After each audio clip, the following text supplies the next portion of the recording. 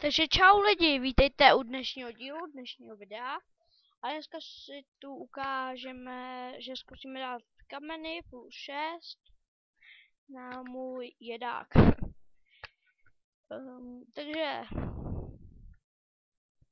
to zkusíme. Jo! Takže první kámen tam máme.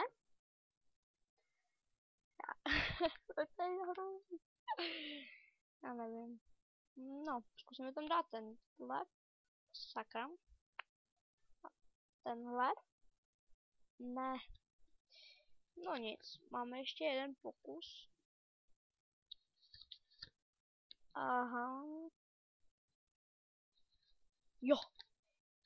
Tady mám 2 kameny +6 a... Jo!